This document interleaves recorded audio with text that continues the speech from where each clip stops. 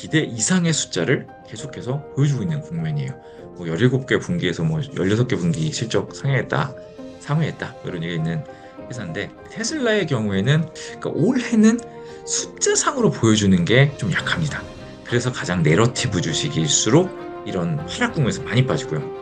숫자가 좋을수록 가장 잘 버팁니다. 그리고 숫자가 좋은 기업은 이런 하락 국면에 잠깐 떨어졌더라도 가장 빨리 회복합니다.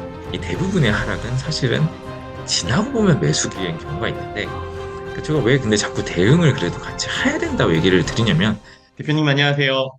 네, 안녕하세요. 네, 지금 휴가 중인데 이렇게 아, 긴급 인터뷰 촬영에 응해주셔서 대단히 감사합니다. 감사합니다. 네, 이제 다름이 아니라 뭐 대표님도 잘 아시겠지만 오늘 새벽에 미국 3대 증시가 전부 급락으로 끝나가지고 지금 이 상황에 많은 구독자분들이 걱정하고 계실 것 같은데요. 네, 지금 증시 급락으로 놀라셨을 구독자분들에게 네, 한 말씀 부탁드립니다. 예, 저희 그 미국 증시가 사실 그 시장은 안 떨어지는데 공포감은 높았다는 얘기가 굉장히 많았어요. 사실 어제 급락을 했지만 급락 이전에도 이 지수가 하락하지 않았다. 그러니까 미국 시장은 어떻게 보면은 마치 찻잔 속의 태풍처럼 되게 시장은 고요했는데 이 저희가 보면 그 우리나라에서 특히 국내 투자가분들이 많이 미국에 사는 종목들은 변동성이 컸어요. 어제 이전에도요. 그리고 어제도 극심하게 컸고 그러니까 사실은 이제 이미 미국에서는 위험을 회피하는 과정을 벌써 뭐 한 달째 하고 있었던 것 같아요. 그러면서 뭐 금도 오르고 이제 해외 주식도 오르고 그러니까 이제 미국 주식들은 조금씩 쉬어가거나 변동성이 커졌는데 이게 어제 이제 대형주까지 움직이면서 이제 지수가 크게 떨어지고 이제 좀 더 부각이 된 것 같아요. 근데 사실 저희는 계속 미국 주식에 대한 위험에 대해서는 좀 말씀을 드렸어요. 그래서 뭐 중국 주식이나 뭐 다른 쪽으로 분산을 하거나 비중을 현금 비중을 가져가야 된다. 그런 얘기도 하고 저희 메인에 계속 떠 있는 게 계속 뭐 미국의 인플레이션 우려, 이제 미국의 여러 가지 매크로 우려가 있을 수 있다. 뭐 이런 거에 대해서 계속 얘기하고 있었거든요. 그런 부분이 좀 부각된 것 같습니다. 네, 감사합니다. 이제 매크로 이야기를 주셨는데 또 오늘 유튜브 커뮤니티에 예, 아침이었죠. 여기에 올려주셨던 글 중에서 기업 실적이 너무 좋으면은 매크로는 상관없다라고 말씀드리는데 지금은 기업 실적이 약하기 때문에 매크로 영향이 큽니다라고 써주신 부분이 있는데 현재 미국이나 아니면은 전체적인 매크로 환경은 얼마나 안 좋은 상황인지 궁금합니다. 예. 저희는 사실 크게 봐서 결국은 기업 실적을 주가가 따라간다 이렇게 생각해요. 근데 그 과정에서 근데 과정은 길고 험난하잖아요. 근데 그 과정에서 아무리 기업 실적이 뭐 10년, 20년 볼 때 이렇게 올라가더라도 그 중간중간 사이클이 있고 노이즈가 있고 매크로 이슈들이 있잖아요. 중간중간에 긴축도 있을 수 있고 뭐 인플레 우려, 전쟁, 뭐 전염병 뭐 여러 가지가 영향을 미칠 거 아니에요. 그 과정에서 기업 실적이 아주 강하다는 얘기는 이 매크로 이슈를 무시할 정도로 회사가 좋아져요. 만약에 뭐 23년, 작년 24년 상반기까지 예를 들어 엔비디아 같은 경우에 실적이 200%씩 이렇게 상향이 되잖아요. 그럼 200%가 올라가고 있는 회사가 뭐 어떤 역풍을 맞는다고 해서 무너지지 않을 거잖아요. 근데 이게 점차 체감을 해서 약해집니다. 그러다가 어느 순간 이게 성장이 아주 드라마틱하지 않은 구간에 들어서면 그거에 대해서 매크로나 어떤 정책이나 역풍이 왔을 때 민감해진다는 거죠. 왜냐면 내가 그거를 이렇게 파도가 쳐올 때 그거를 나의 힘만으로 뚫을 그런 힘이 부족해지는 거죠. 그래서 그런 우리가 단기적인 파도에 대해 생각을 해야 된다. 그런 게 매크로 위험이고 그러니까 예를 들어 어제를 예를 들어 보면 어제 뭐 매크로 이슈가 크게 나온 게 없어요. 무슨 뭐 미중 무슨 무역 분쟁이 시작된 것도 아니고 근데 계속 경고는 하고 있죠. 뭐 4월이면은 미국 자동차 관세 시작할 거다. 근데 트럼프는 여기서 물러설 수는 없기 때문에 계속 경고는 할 거예요. 근데 어제 바로 이슈가 됐던 거는 소비자 신뢰 지수 떨어졌어요. 그러니까 미국 소비자들이 지금 소비를 막 줄이고 있는 건 아니지만 자신감이 좀 떨어졌다는 거군요. 그리고 또 동시에 인플레이션 지표가 좀 높게 나왔어요. 그러니까 이게 아주 안 좋은 조합이 된 거죠. 소비는 심리는 약하고 인플레는 높고 이러다 보니까 사실 이게 막 예전에 뭐 그렇게 결정적인 지표는 아니에요. 그러니까 뭐 정말로 이게 뭐 심리가 나빠진 거지 무슨 경기가 리세션 들어 이런 건 아닌데 지금 제가 말씀드린 대로 기업 실적이 사실 약한 국면이기 때문에 이런 어느 정도 매크로 이슈에도 민감하다. 그리고 또 하나 말씀드리자면 제가 수급 얘기를 지금 계속 드리는데 미국 시장만 수급 얘기를 좀 드려요. 이 수급이란 거는 사실 이 펀더멘탈보다 덜 중요합니다. 항상 우리가 펀더멘탈을 보기 때문에 숫자가 중요하지만 이 수급이 중요한 건 어떤 부분이냐면 미국 시장의 수급이 너무 많이 차 있어요. 저희가 작년 연말에 저희가 막 미국 시장이 좀 쉬었잖아요. 막 계속 우리가 많이 샀는데 뭐 한국에서도 미국을 엄청 많이 샀다는 뉴스가 막 대대적으로 나왔었고요. 미국에서 현금 비중이 지금 15년 뭐 긴 시결로 굉장히 낮은 수준에 있대요. 현금 비중이 낮다. 이거는 주식을 가득 들고 있다는 거죠. 근데 작년 말부터 1월까지, 2월까지 미국에서 그 리테일, 그러니까 일반 주식 투자자들이 또 주식을 엄청 많이 샀어요. 그리고 외국에서도 미국 주식을 많이 샀어요. 이건 미국 예외주의가 있었거든요. 왜냐? 23년, 24년 유럽이나 중국은 경기 회복이 약했죠. 그러다 보니까 글로벌 주식을 팔고 거기다가 또 연말에 트럼프가 당선이 되면서 더욱 미국이 중요해졌잖아요. 그러면서 모든 투자자가 미국 주식을 샀기 때문에 큰 위험이 없어도 약간의 위험으로 많이 샀기 때문에 이게 흔들릴 수 있는 거죠. 이게 그런 어려운 부분인 것 같아요, 지금. 그래서 지금 그 부분들이 다 부각된 게 어제 장이 아니었나 이렇게 보고 있습니다. M7 실적 얘기를 또 드려야 되는데 그 M7 실적에 대해서는 제가 영상에서 한번 말씀을 드렸어요. 특히 M7이 원래는 항상 그 우리 비트 앤 레이즈라고 실적을 잘 발표하고 가이던스를 올린다. 이게 미국에서는 공식처럼 좋은 방법인데 이번에 보면은 실적이 약간 약했거나 아니면 실적은 괜찮은데 그 가이던스라고 앞으로의 실적에 대한 기업의 전망을 약하게 준 경우가 많아요. 근데 그거 보면은 뭐 이유도 뭐 이유나 이런 게 막 엄청 심각하진 않습니다. 그렇지만 뭐 아마존 같은 경우에 뭐, 달러 강세가 우리의 실적을 약간 약화시킬 것 같아요. 뭐 테슬라 같은 경우에 뭐 지금 판매가 좀 약하죠. 뭐 애플 같은 경우는 중국 판매가 약했고 이게 각각 이유가 있어요. 뭐 구글이나 마이크로소프트는 클라우드 약했어요. 아마존은 뭐 소매 판매는 좋았지만 클라우드가 약했어요. 막 이런 자, 이유가 하나씩 있는데 거의 지금 엔비디아를 빼고 발표한 6개 기업이 전부 다 살살 약했습니다. 이런 국면이 잘 없었어요. 그 지난 2년간 강세장에서는 뭐 7개 모두 상회하거나 뭐 최소한 대부분 상회하고 하나 정도 안 좋거나 이랬거든요. 그러니까 이게 미국 시장을 끌어가는 가장 큰 힘이었는데 여기서 약한 모습을 보여줬다는 거죠. 그렇기 때문에 이 매크로에서 이 경제에서 조금만 악재가 나와도 수급에서 조금만 악재가 나와도 주가가 쉽게 쉽게 빠진다는 거죠. 그래서 그런데 조금 더 말씀드리면 반면에 그 안 좋았던 해외 기업들은 좋은 실적을 발표하고 있어요. 뭐 유럽 안 좋다는데 뭐 독일 기업들 막 좀 좋은 상황이고요. 그리고 중국도 알리바바가 최근에 발표를 했는데 알리바바야말로 거의 주가를 보시면 21년의 고점을 찍고요. 지금 25년이잖아요. 무려 4년을 이제 침체되는 회사입니다. 그 주가도 거의 3분의 1 토막 이상이 났었고요.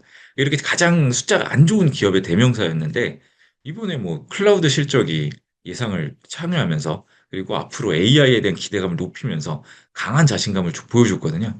이게 좀 달라진 점이죠. 그러니까 이게 기업이 자신감을 보이고 숫자를 좋게 얘기하는 기업은 올라가는데 미국처럼 지금 약하게 얘기하는 쪽은 약해진다. 그러니까 이런 뭐 공식을 지금 따라가고 있는 상황입니다. 감사합니다. 네, 지금 이제 기업 실적이 약해지다 보니 이제 그런 매크로의 작은 이슈에도 시장이 민감하게 반응한다라고 이해를 했는데요. 네, 그렇다면 앞으로 투자자분들은 다가오는 매크로의 어떤 이벤트에 조금 주목을 하시면 좋을까요? 일단 지금 눈앞에 다가온 이벤트는 이거 매크로는 아니고 기업 이벤트지만 약간 전체를 영향을 주기 때문에 먼저 말씀드리면 엔비디아 실적 발표 26일에 있을 거예요. 사실 실적 자체는 굉장히 강하긴 어려워요. 그렇지만 어느 정도 알려져 있고요. 앞으로에 대해서 어떻게 얘기하냐가 중요한데 이 엔비디아 실적에 가장 큰 영향을 미칠 것 같습니다. 사실 뭐, 뭐 문제가 되지는 부분은 크게 없을 것 같아요. 그렇지만 이게 어려운 부분은 숫자가 아니라 그 숫자에 대한 반응을 예측하기 어려운 부분인 것 같아요. 사람들이 엔비디아 실적은 막 좋게 나오는데도 떨어진 적도 있고요. 뭐 어느 정도 나왔는데 뭐 그걸 기반으로 올라간 적도 있고요. 이게 반응을 예측하기 좀 어려워요. 그래서 지금은 어쨌든 이 실적 성장은 체감하고 있는 상황이라서 좀 우려가 좀 있는 상황입니다. 그리고 음, 저희가 이제 매크로 이슈들 중에 뭐 당연히 미국에서 가장 우려하는 거는 관세 그리고 무역 전쟁이 있죠. 결국 이거는 경제도 영향을 주지만 이 관세를 매기면 인플레이션 올라간다. 금리 내리기 어려워진다. 막 이런 여러 가지 복합적으로 영향을 주는 거기 때문에 지금 인플레 이슈랑 이제 관세 이슈가 제일 크고 지금 아직은 조금 소강기였어요. 트럼프가 뭐 되자마자 막 관세를 때릴 것 같았지만 사실 이제 뭐 멕시코, 캐나다 한번 했다가 다시 물렸잖아요. 그리고 중국이랑도 아직은 좀 소강 상태인데 이거 결국 계속 하겠다 하겠다 하면서 그러니까 이번 소비자 심리처럼 센티먼트를 안 좋게 만니까 할 건데 이렇게 생각하면 자신감이 안 생기잖아요, 경제에. 약간 이런 부분을 지금 악영향을 주고 있는데 이게 만약에 지금 아직은 가시화되지 않았는데 실제로 관세 전쟁이 강하게 일어난다. 이러면 진짜로 이거는 위험한데 오히려 지금 미국 경제가 좀 약간 불안하기 때문에 오히려 못하고 있는 것 같아요. 네, 그래서 지금 약간 트럼프 강하게 하고 있지 못합니다. 오히려 그래서 뭐 인플레이션 높게 나올 때 막 미국에서 좋게 얘기한 사람들은 이것 때문에 지금 트럼프가 뭐 그렇게까지 관세 정책 못할 거다 이런 얘기를 하고 있어서 그러니까 이런 부분이 있고요. 이런 결국 지금 미국에서 제일 주목하는 부분은 이런 관세 전쟁이 제일 큰 것 같습니다. 감사합니다. 네, 그래서 지금 최근 채널에서 이제 구독자분들과 함께 공부하고 있는 미국 주도주 비중을 줄이셨다고 하는데, 네, 이 주도주 비중을 줄이셨던 이유가 방금 말씀 주셨던 내용들과 연결되는 걸까요? 예, 그렇죠. 결국 저희가 항상 얘기하는 게 저희가 주간으로도 월간으로도 보여드릴 때 항상 숫자가 올라가는 기업에 대해서 따로 설명을 드려요. 이게 결국 숫자가 올라가는 기업이 결국은 주가가 올라간다 이렇게 생각을 하는데 이 미국이 원래 2년 동안 다른 나라나 다른 업종 대비 미국의 빅테크가 압도적으로 숫자가 올라갔어요. 그렇기 때문에 압도적인 주가 상승을 보여줬던 거고요. 그런데 중국 얘기를 하면서 미국을 줄인 부분은 제일 큰 거는 그러니까 미국 기업이 실적 발표를 하는데 계속 하회하고 있는 거예요. 그런데 중국 기업들은 최근에 이제 좀 시작이지만 미국에도 알리바바 정도 되면은 커버한 애널리스트들 있잖아요. 제가 몇 개 이렇게 봤더니 미국 대형 IB들이에요. 그런 리포트를 보면은 어, 이 숫자를 상회할 가능성도 있다. 예전보단 괜찮다. 특히 뭐 AI 쪽 중국 AI가 이게 스테이지가 좀 다른 느낌이죠. 미국이 가장 먼저 AI가 개화했잖아요. 그래서 AI 미국이 하고 한 2년 정도, 3년 정도 하고 중국이 이제 뒤늦게 좀 조금은 늦게 쫓아왔지만 이제 막 부각이 되고 있는 거죠. AI 성장이 미국은 한번 엔비디아 같은 경우 강한 성장을 확 보여줬다면 중국 AI는 작년 말부터 이제 성장을 보여주지 않은 거죠. 그래서 이 숫자가 이제 막 올라갈 수 있다 이런 얘기를 하고요. 또 알리바바 IR 자료를 보시면 우리의 AI 부문은 계속해서 세 자릿수 성장을 하고 있다고 그래요. 무슨 얘기냐면 1에서 10까지는 한 자리잖아요. 그리고 몇십 몇은 두 자릿수죠. 몇백 정, 백 이상, 몇백은 세 자릿수입니다.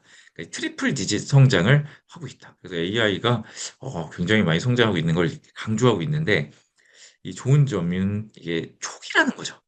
그러니까 미국이 지난 장기간, 길게 보면 십몇 년 동안 굉장히 좋았는데, 중국은 그리고 한 20년, 21년까지는 괜찮았는데, 그 뒤로 굉장히 힘들었어요. 이걸 이제 한 5년 만에 이렇게 올라오고 있는 초기이기 때문에, 그런 국면에서, 음, 초기에 올라가는 회사들은 여러 가지가 유리합니다. 일단 첫째, 기저 효과. 과거가 되게 안 좋았던 거예요. 그러니까 앞으로가 좀 편한 거죠. 조금만 성장해도 성장해 보입니다. 미국은 기대치가 높아요. 몇 년 동안 정말 잘했거든요. 정말 잘하면 잘할수록 1등 하는 친구는 2등 해도 혼나잖아요. 네, 그죠? 근데 공부 100등 하던 친구가 50등 하면 엄마가 잘했다 그럴 거 아니에요. 이런 효과가 미국은 1등만 했거든요. 1등, 1등, 1등 하다 2등 하니까 이게 뭐야 하고 주가가 빠집니다. 중국은 50등 하다가 30등 하니까 지금 아니, 뭐 너무 한뭐 10등 하다가 한 5등 정도 했다가 우리가 막 너무 좋은 거죠. 이런 상황인 거고 그래서 이제 그냥 그런 차이가 생긴 것 같습니다. 그래서 엄격하게 보면 아니 지금 여전히 미국이 잘하고 있고 경제도 미국이 좋고 중국은 뭐 경제가 좋기나 해? 사실 모릅니다. 그렇지만 안 좋을 때는 기대, 그러니까 부양에 대한 기대. 뭐 양회 얘기 계속 하잖아요. 양회에서 중국을 뭐 부양할 수 있다. 그러니까 이런 것 때문에 이런 이제 기대감의 영역에 있는 나라가 지금은 좀 유리한 국면이어서 그러니까 미국을 좀 줄이면서 중국에 대해서 이제 얼로케이션한다. 또 이게 좀 다른 큰 자금들에서도 일어나고 있어요. 그러니까 글로벌의 큰 ETF나 글로벌의 큰 연금이나 투자자들이 중국은 거의 안 갖고 있을 거잖아요. 많이 안 갖고 있잖아요. 비중 대비. 이 비중을 채운다는 말씀을 제가 가끔 드리는데, 이 기관에서는 이게 굉장히 중요해요. 음, 개인은 올라가는 주식 사서 수익만 내면 되잖아요. 기관은 벤치마크가 있습니다. 그게 우리나라에도 벤치마크가 있지만 글로벌에도 있어요. 미국이 얼마, 중국이 얼마, 뭐 유럽이 얼마, 뭐 이렇게 비중이 있습니다. 그런 거를 평소에는 미국이 좋으니까 미국을 더 많이 사고 중국은 비중이 이만큼 있다면 적게 사는 거예요. 그래서 좋았는데 중국이 혼자 올라가니까 유럽도 올라가니까 이거를 좀 채워야 되는 거예요. 내가 별로 좋아하지 않아도 채워야 되는 거죠. 그러니까 지금 이런 국면에 있는 거 아닐까 이렇게 보고 있습니다. 이제 대표님도 아시다시피 우리나라에서 이제 미국 주식에 투자하시는 분들이 많이 갖고 계신 종목들이 테슬라랑 네, 팔란티어, 아이온큐인데요. 네, 이 테슬라랑 팔란티어, 아이온큐 세 기업들은 이번 급락에 어떤 영향을 받았고 또 대표님은 이 세 개 기업에 대해서 앞으로 전망을 어떻게 생각하시는지 궁금합니다. 음, 이 세 기업은 같은 공통점은 그 긴 미래에 대한 그 그림이 굉장히 좋다예요. 그러니까 어느 정도 내러티브란 말 쓰잖아요. 내러티브, 그림 이런 게 살아있는 기업입니다. 앞으로 어떤 뜻이냐면 앞으로 길게 봤을 때 이 세상은 이렇게 간다. 양자 컴퓨터가 세상에 중요한 역할을 하고 만들어질 것이고 상용화될 것이다. 그리고 뭐 세상이 자율주행하고 전기차로 가고 휴머노이드 로봇으로 간다. 이런 게 테슬라죠. 그리고 팔란티어 같은 경우는 AI로 B2B 비즈니스, 국방 비즈니스, 정부 다 효율화하면서 AI를 도입해서 더 기업들이 더 좋은 실적을 낼 수 있게 해주고 정부도 효율화되면서 이런 좋은 방향으로 간다. 이런 큰 그림이 있는 공통점이 있습니다. 그리고 그렇기 때문에 우리나라 투자가들이 이 세 기업을 되게 좋아하는 거죠. 그런데 좀 차이점은 있어요. 팔란티어는 지금 어, 그 기대감을 어느 정도 채우고 있고요. 숫자로 보여줘서 기대 이상의 숫자를 계속해서 보여주고 있는 국면이에요. 뭐 17개 분기에서 뭐 16개 분기 실적 상회했다. 뭐 이런 얘기가 있는 회사인데 이번에도 크게 상회하고 기대감을 높였죠. 테슬라의 경우에는 많이 현실에 가까워졌는데 조금 남은 것 같아요. 피지컬 AI를 하잖아요. 아직 우리 로봇을 인구보다, 80억 명 인구보다 더 많다고 머스크는 얘기해요. 그런 시대로 갈 수도 있죠. 그런데, 일론 머스크도 우리가 26년부터 에픽한 한 해가 될 거다. 그리고 27, 8년에 정말 어마어마할 거라고 이렇게 얘기하는데, 그러니까 올해는 숫자상으로 보여주는 게 좀 약합니다. 전기차고 특히 자율주행 거의 현실화됐어요. 많은 부분 기술적으로 난관을 극복했는데 이게 언제 정말 연방정부 차원에서 자율주행이 허가가 될 거냐 이런 부분이 남아있고 로봇은 조금 남았죠. 그러니까 이런 부분들이 기대감은 굉장히 큰데 숫자로 약간 올해가 약할 수도 있는 해. 그래서 지금 힘든 거고요. 아이온큐는 숫자로 보려면 조금 더 기다려야 되죠. 테슬라는 그래도 어느 정도 매출을 많이 내고 있지만 이 아이온큐는 지금 그 매출이 크지 않잖아요. 하지만 이 매출을 많이 낼 포텐셜만 있는 상황이에요. 그럼 이렇게 되면 만약에 매크로 충격이 오거나 미국에서 수급이 빠져나가서 그래 내가 이 포트폴리오 조정을 하는 거예요. 그래도 어떤 부분을 팔고 어떤 부분은 내가 버티겠다 이렇게 생각했을 때 기관 투자가들이 어떤 결정을 할까요? 숫자가 가장 강한 기업을 마지막까지 버틸 거예요. 숫자가 어느 정도 있지만 조금 부족한 기업을 먼저 팔겠죠.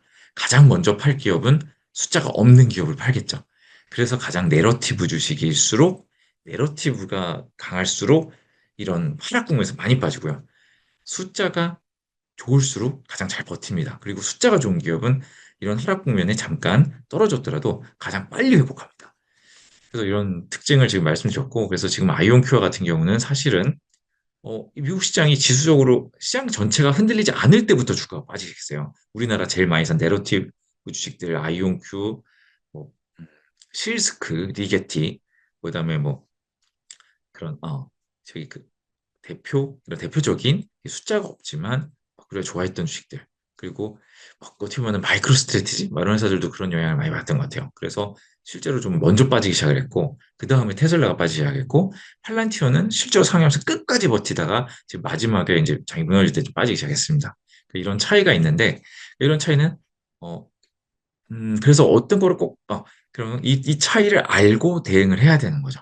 그래서 저희가 처음에 일단 그 12월 말에 있다는 내러티브 주식 저희가 거의 뭐, 저희도 고성장주만 가지고 있었어요. 원래 처음에는. 그러다가 이제 이런 부분을 처음에 많이 덜어내고 내러티브 주식을 먼저 줄이고, 그 다음에 테슬라를 빼고, 그 다음에 이제 저희도 마지막까지 뭐 팔란티어나 엠러빈 같이 숫자가 나온 고성장주는 중국 주식을 많이 편입하면서도 미국 주식 마지막 남겨놨거든요. 그러니까 이런 관점으로 한 건데, 그러니까 대응은 그렇게, 대응도 마찬가지로 저희도 그렇게 돼야 될 것 같습니다. 그래서 지금 제일 힘든 주식은 숫자가 없는 또는 이번 분기 실적에서 숫자가 하회한, 잘 안 나온, 아니면 가이던스가 약한 그런 내 그림만 있는 이런 회사들이 지금 가장 어려운 국면이라고 생각합니다. 대표님 감사합니다. 오늘 이렇게 미국 주식이 이제 급락 후에 또 구독자분들 걱정되시는 마음에 네, 여행 중에도 인터뷰 응해주셔서 감사드리고요. 또 오늘 이 긴급 진단 영상을 보고 계실 구독자분들에게 네, 마지막으로 한마디 부탁드리겠습니다. 예. 이게 사실 그 제가 말씀드린 부분이 미국이 그큰 걱정을 하는 국면은 자주 옵니다. 미국에서도 이거를 많이 통계를 내봐요. 우리가 한 5% 정도 하락한 시장이 5%만 하락해도 아프거든요. 5% 정도 지수가 5%이기 때문에 이 많이 변동하는 주식들은 5%에도 뭐 20%씩 많이 빠져요. 5% 정도 하락하는 게 얼마나 있을까? 10% 정도 하락하는 일이 얼마나 자주 있을까 보는데 5에서 10% 정도는 굉장히 자주 있습니다. 이거는 리세션이나 시장의 큰 위기와 상관이 없어요. 5에서 10%는 그냥 여러 가지 노이즈나 그냥 과매수만으로도 충분히 나옵니다. 그런데 진짜로 우리가 걱정하는 미국 시장이 전체적으로 급락하는 일은 보셔서 기억에 남겠지만 뭐 10에서 10년에 한 번, 20년에 한 번, 짧아도 5년에 한 번 정도 잘 없어요. 그렇기 때문에 이 대부분의 하락은 사실은 지나고 보면 매수 기회인 경우가 있는데 제가 왜 근데 자꾸 대응을 그래도 같이 해야 된다고 얘기를 드리냐면 이 기회비용이에요. 그리고 잘못하면 마지막에 손절할 가능성 때문에 이게 정말로 좋은 회사 갖고 끝까지 가겠다? 그럼 끝까지 가도 된다. 그렇지만 정말 이게 고생이 길어지면 정말 빛을 보기 직전에 팔 수도 있게 되거든요. 그렇기 때문에 오히려 미리 좀 어느 정도 비중을 조절을 해두면 나중에 버틸 수 있고 또 빠졌을 때 살 수 있는 여력도 생기기 때문에 미리 같이 좀 비중 조절하고 그런 포트를 다변화하는 거. 위험 관리 두 가지입니다. 현금가 제일 맞아요. 현금 있으면 나중에 내가 좋아하는 기업 빠졌을 때 살 수 있잖아요. 몇 달 후가 되든 그거는 뭐 언제든 자기가 힘이 되는 거죠. 네. 두 손 쓰기라고 제가 항상 그러는데 한 손엔 나이가 좋아하는 주식, 한 손 현금이 있으면 양손을 쓰는 사람이 되는 거죠. 그리고 두 번째로는 다변화하는 건데 이번에 제가 이렇게 좀 해보려 했던 부분이 글로벌 주식들이 너무 싸고 미국 주식이 상대적으로 비쌌을 때 이 다른 글로벌 주식을 사는 거죠. 요즘 뭐 국장도 미국보다 좋았다 이런 얘기가 있어요. 뭐 실제로 숫자가 그랬습니다, 올해. 그러니까 그때 저는 약간 홍콩 테크를 얘기했는데, 홍콩 테크 같은 주식들이, 그러니까, 홍콩 테크 같은 주식들이 앞으로의 이익 대비 10배에 거래되는데, 미국 주식은 앞으로의 이익 대비 30배에 거래되고 있었어요. 그럼 이 격차가 줄어들 수 있잖아요. 뭐, 이런 경우에, 이런 글로벌 주식으로 다변화. 금을 좋아하시는 분은 금을 좀 사는 거죠. 이런 식으로 포트폴리오 다변하는 거죠. 제가 좋아하는 마이클 하트넷이라고 BOA 옛날 메릴 린치 요즘 뱅크 오브 아메리카에 진짜 잘하는 전략가가 있어요. 그러니까 전략가들이 항상 맞진 않아요. 그러니까 다 자기가 잘한 때가 있습니다. 근데 이분이 지금 좀 잘 맞는데요. 근데 이분이 이미 미국 주식이 빠지기 전부터 미국의 많은 큰 투자들한테 엄청 조언을 하고 다녔는데 미국 주식 이제부터 큰 거 빅테크부터 해가 미국 주식을 줄여서 글로벌 주식을 사라. 그중에 특히 뭐 유럽, 일본의 금융주를 사라. 그리고 뭐 홍콩에는 테크를 사라 이런 얘기를 하면 했는데 사실 보면 지금 지나서 보면은 이렇게 했으면 되게 대응을 잘한 거죠. 그러니까 이런 부분을 좀 생각한다면 뭐 저희가 전혀 보지 않는 뭐 일본의 금융주 뭐 이런 것도 뭐 대안이 될 수 있는 거예요. 지금 숫자 올라가고 있고 우리가 일본의 인플레이션 걱정하잖아요. 금리 올릴 거다. 그런데 일본 금융주는 금리 올리면 사실 좋잖아요. 물론 막 시장이 급락하면은 뭐 힘듭니다. 물론 그렇지만 좀 그 분야에도 뭐 어떤 고성장주보다는 좀 버틸 수도 있고요. 저희 사실 시장이 어렵습니다. 힘드시겠지만 저희가 뭐 여러 가지 방법을 대응할 수 있습니다. 미국 주식을 버티신다면 숫자를 예전보다 더 엄격하게 체크해서 숫자가 좋은 회사는 다시 돌아옵니다. 그런 회사들을 가져온다. 저희가 뭐 팔란티어나 엠러빈 같은 회사 계속 얘기한 것처럼 그런 회사들을 버틸 수도 있고요. 저희가 좀 더 좋은 대안으로는 지금 이제부터 올라가기 시작하는 이제 글로벌 주식, 중국 테크라든가 이런 뭐 이런 미국, 일본, 유럽의 금융주라든가 뭐 이런 회사들을 이렇게 보면서 같이 이제 좋은 대안으로 대응을 하는 이런 방법, 아니면 제가 말씀드리는 가장 확실한 방법, 일부 현금을 가져가면서 위험에 대응한다. 그러니까 이런 방법을 한다면 사실 하락시장을 이용할 수 있습니다. 왜냐면은 그건 저희가 좋아하는 기업들이 언제 결국은 더 낮은 가격에 그 좋은 매수 기회를 주는 거잖아요. 근데 그럴 때 저희가 아무런 대응이 안 돼 있고, 특히 레버리지 ETF는 비용도 크고 변동성이 발생할 때 이 녹아내린다는 얘기가 있어요. 그러니까 그런 부분 때문에 뭐 레버리지 TF라든가 이런 대응이 안 돼서 다음 기회를 못 잡을 수가 있습니다. 그런 것만 피한다면 어려운 장이지만 저희가 여러 가지 방법으로 기회를 잡을 수 있는 기회다. 이렇게 생각 좀 해볼 수 있을 것 같습니다. 네, 저희가 주말에도 한번 생각이 나서 말씀을 드려봤는데 도움이 되었으면 좋겠습니다. 항상 같이 공부해 보시고요. 뭐 질문 있으시면 항상 저희 뭐 게시판이나 영상에 댓글로 질문 주시고 제가 항상 같이 공부하면서 어려운 시기들을 좀 잘 헤쳐나가 보겠습니다. 감사합니다.